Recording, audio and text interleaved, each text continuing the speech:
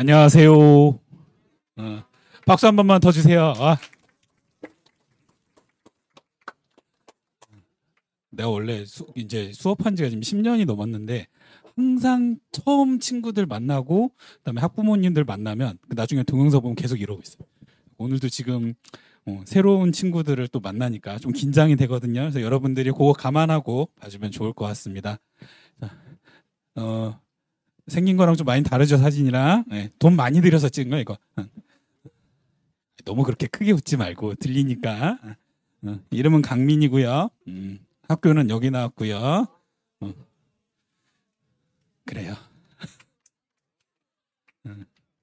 그래요. 그리고 네. 얼굴이랑 뭐 사진이랑 다니까 빨리 지워버려야지. 자, 오늘은 이런 거에 대해서 한번 배우는 건 아니니까 이런 거에 대해서 한번 여러분들이랑 얘기를 해보도록 할게요. 그리고 PPT를 오늘 새벽에 1시까지 만들었는데 나 PPT 잘 안 보고 수업하니까 여러분들 뭐 얘기하다 궁금한 거 있으면 언제든지 손 들고 물어보면 됩니다.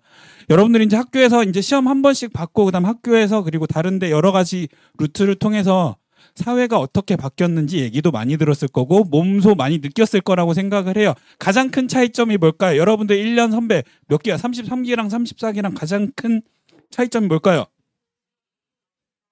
아니 사회만. 통합사회 과목 이름은 그대로인데. 자, 여러분들 이제 1년 보고 사회 빠이빠이 맞아요 아니에요?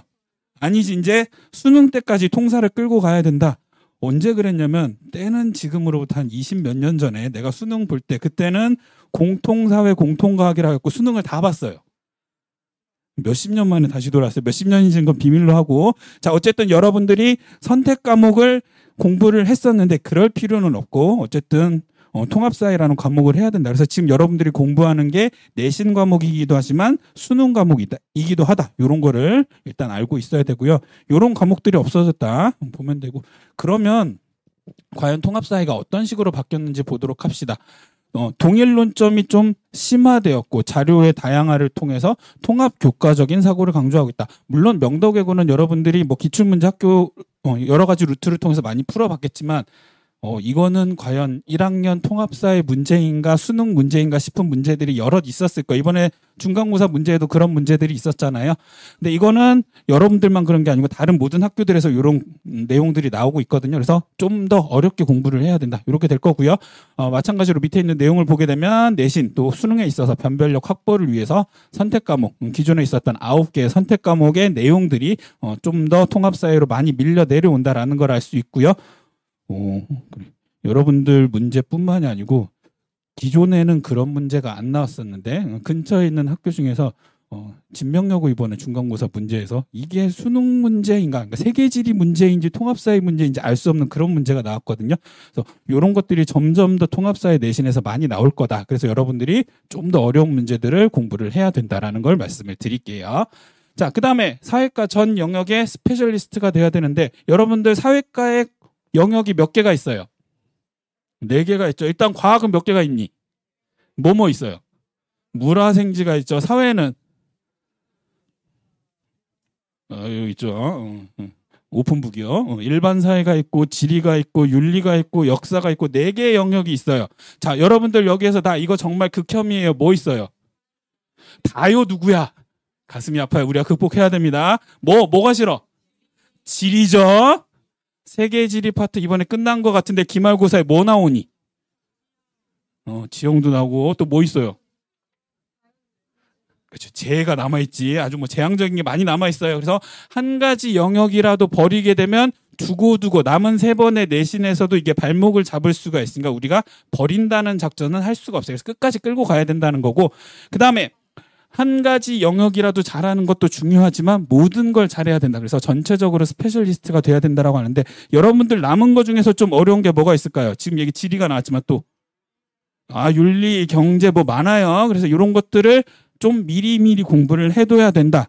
이런 거. 그다음 봅시다. 자, 여기서 한번 물어볼게요. 우리 친구들은 열심히 공부를 하는 친구들이니까. 자, 중학교 때 과학학원 다녀봤다. 손. 많아요. 자, 내가 이제 뭐 물어볼 것 같아? 손 들어보세요. 이게 현실입니다, 여러분. 내가 얼마나 그동안 힘들었는데. 그래서 일단 제목을 봐. 뭐라고 돼 있니? 역습이에요. 그래서 여러분들이 사회를 굉장히 중요시해야 되는데 여러분들이 지금 문과를 지망하는 학생들이 많음에도 불구하고 중학교 때 사회 공부를 열심히 많이 안 했단 말이에요. 그러다 보니까 잘 알아요, 몰라요? 잘 아니까 갔겠지. 그래도 좀 어려운 게 나오면 당황하는 게 있잖아요. 특히 어려운 거 아까 뭐 어렵다 그랬어? 지리. 언제 배워요? 중학교 들어가자마자 배워요. 그때 여러분들 무슨 학기였어요? 자유롭잖아. 공부해요, 안 해요? 안 해요. 그러니까 지리 공부했어요, 안 했어요? 아이고 큰일 났다. 이렇게 되는 거고요. 그 다음에 한국사 파트로 가볼게요. 내가 수업하면서 정말 좀 당황스러운 게 있었는데, 자 여러분들 이제 기말고사 되면 한국사 1에서 이제 3단원이 아마 시험 범위 들어갈 거예요. 3단원 시작할 때 우리를 반겨주는 군이 한 분 계세요. 무슨 군이 계시니? 흥선대원군이 계셔요. 그래서 흥선대원군은 요런 정책을 했습니다라고 했을 때 고1 수업에서 제일 황당했던 거, 그게 누구예요? 공부를 잘하는 친구였어. 왜 그럴까? 중3 2학기 내신에서 기말고사가 없잖아. 시험 한 번밖에 안 보잖아. 그러니까 학교에서 임진왜란 이후로 역사 수업을 안 하는 학교가 꽤 있어요. 그래 지금 어느 학교인데? 거기였어. 자, 그러다 보니까 친구들이 이제 한국사 1의 3단원부터 시작해서 한국사 2에 이런 거, 일제강점기라든지 대한민국 역사에 대해서 공부를 잘 했을까요? 안 했을까요?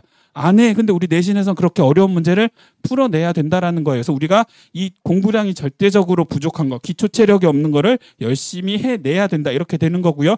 하지만 선생님들은 뭐라고 생각하시냐? 니들 MDFH잖아. 그지? 공부 잘하잖아. 그러니까 이거 알아 몰라? 안다고 생각을 하고 수업을 하세요. 근데 여러분들이 알아요, 몰라요? 알 거라고 나도 믿어요. 자, 요런 걸 전제로 수업을 하니까 이해를 못하는 파트가 분명히 생긴단 말이에요. 그래서 우리가 요런 것들을 잘 들어야 돼. 잘 들으려면 어떻게 해야 돼? 나랑 같이 공부를 하면 된다는 얘기지. 자, 그리고 사회과의 중요성을 보게 되면, 그래, 단위수가 많아요. 뭐 이거 아는 얘기일 거니까. 그래서 통사랑 한국사가 중요하다. 요 얘기를 할 거고요. 여러분들 앞에서 영어 쓰려니까 굉장히 쫄리는데 스펠링이 틀렸더라도 얘가 새벽에 타이핑하다가 좀 졸았다. 이렇게 이해를 해주면 될 것 같아요. 내 토익 점수는 공개를 못하고. 자, 이과는 면피용 과목이었는데 왜? 사회를 안 봤으니까. 근데 여러분들한테는 해당 사항이 없으니까 어쨌든 이제는 수능 과목이기 때문에 좀 더 집중을 해야 되고요. 여러분들이 지금 공부하는 내용들이 바로 수능에 나올 수 있다. 이런 걸 해야 돼요. 그리고 중요한 게 뭐냐? 마지막 줄에 있어요. 개념도 완성해야 되고 응용 능력도 키워야 되고 3학년 때 되면 여러분들 이제 뭐 파이터가 되든지 아니면 난 끝까지 내신러로 남을 거예요 하든지 공부할 시간이 많을까요? 적을까요?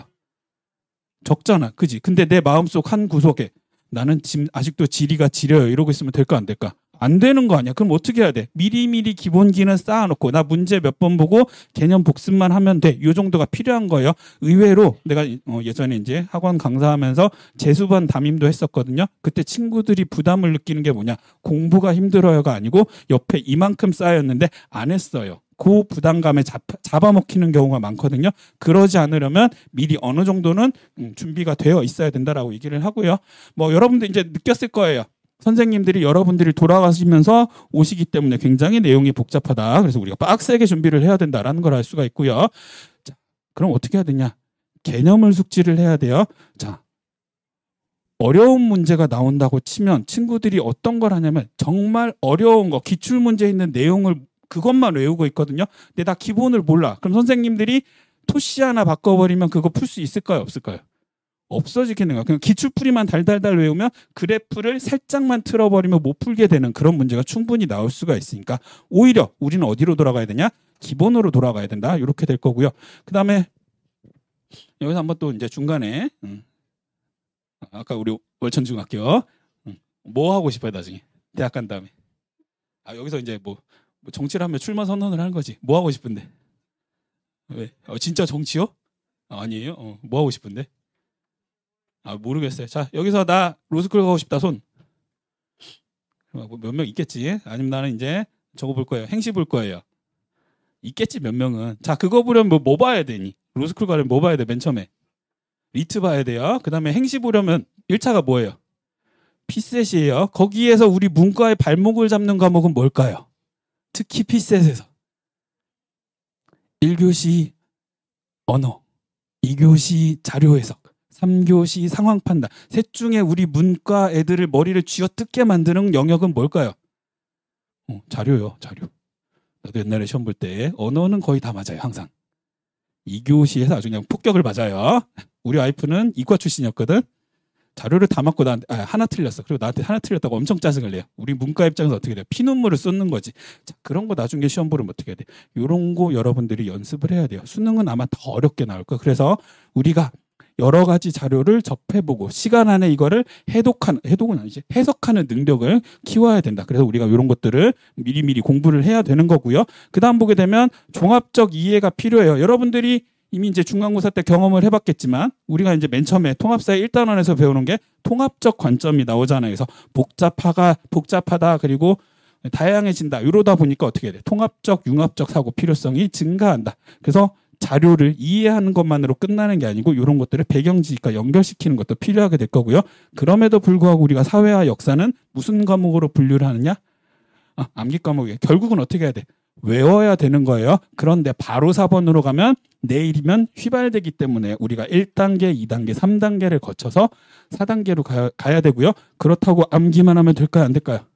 문제를 많이 풀어야 돼요. 그래서 어느 정도의 시간은 필수적으로 투자를 해야 된다라는 걸 알 수가 있고요. 자,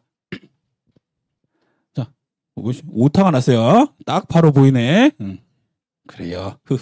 자, 학교 수업이 가장 중요합니다. 그래서 여러분들이 수업 시간에 선생님들이 나눠주신 뭐 프린트라든지 PPT라든지 아니면 학교 필기 같은 거 이런 거 굉장히 준비를 많이 해야 되고요. 그 다음에 시험은 아무래도 조금 어렵게 오버해서 준비를 하는 게 중요해요. 난이도는 어떻게 될지 모르니까. 그리고 암기 과목을 시험 전날에 외우면 어떻게 될까요? 내 대뇌의 피질이 용량 초과가 떠요. 그러지 않으려면 어떻게 해야 돼? 미리미리 세팅을 해놓고 맨 끝에 섹션을 확보한 다음에 쑤셔 넣어야 되니까 우리가 자투리 시간에 미리미리 통사랑 한국사를 공부해야 된다. 이렇게 얘기를 할 수가 있습니다. 자, 그러면 한국사 같은 경우는 어떻게 해야 되는가? 자, 둘 중에서 뭘 해야 될 것 같아요? 여러분들이 색깔을 딱 봤을 때. 그렇지. 빨간색은 뭔가 화끈한 느낌이 들죠. 지엽적으로 암기한다. 될까요? 안 될까요? 안 돼요. 연도만 암기하면 될까요? 안 될까요? 내가 수업했던 학교 중에 2024년 올해의 문제로 꼽은 문제가 있어요. 때는 1894년이에요. 그 해에 무슨 일이 있었을까? 내가 태어난 애는 아니에요. 뭐였을까? 뭐가 있었어요? 큰 게 몇 개가 있어? 에? 갑오개혁 나왔어요. 또? 응? 동학농민운동도 있었고요. 또 뭐가 있었더라? 청일전쟁도 있었어요. 자, 근데 갑오개혁은 몇 차에 걸쳐서 일어났을까? 2차에 걸쳐서 일어났어요. 동학농민운동은 요것도 2차에 걸쳐서 일어났어요. 그리고 얘네들이 일본군이랑 청군이랑 우리나라에 들어왔는데 과연 며칠 차이로 들어왔을까요?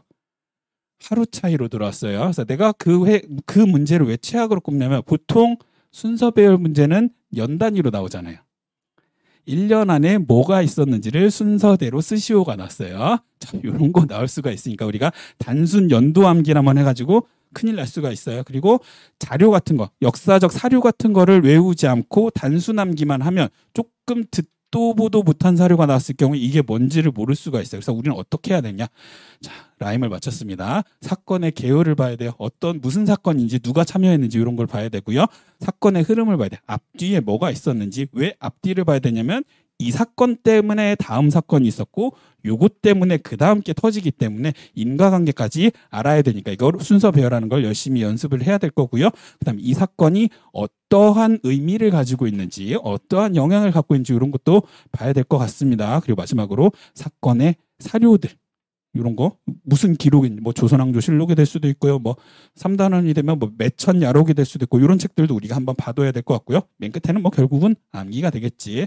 자, 3단원 이후에는 사건 간격이 촘촘하기 때문에 인과관계 파악하고 시간 배열하는 걸 유의를 해야 된다. 스토리텔링이 중요하고요. 자, 그래서 나는 어떤 식으로 할 거냐. 다양한 사례를 제시하고요. 딱 봐도 섬세해 보이지 않나요? 미안합니다. 섬세한 케어를 할 거고요. 학생들이 좋아하는 강의, 부모님이 좋아하는 강의, 자뻑이에요. 미안해요. 자, 방대하지만 컴팩트한 자료 제공으로 가능할까요? 가능하게 해볼게요. 여러분들이 필요한 자료를 최대한 제공할 수 있도록 노력하겠습니다.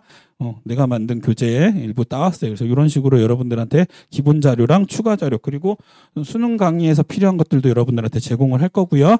자, 그다음에 이렇게 될 거예요. 자료반 같은 경우에는 일단 3회 기본적으로 자료가 나갈 거고요. 그 다음에 뭐 숙제 검사도 실시하고 클리닉도 실시하고 할 거예요. 그 다음 카톡으로 물어보는 것도 가능하니까 이렇게 될 것 같습니다. 자, 혹시 궁금한 거 있나요? 그래요. 시험 보느라 고생했는데 또 앞에서 존잘이 안 오고 내가 와서 미안해요. 그래. 남은 시간도 즐겁게 보내고 자, 여기까지. 다음에 또 만나요.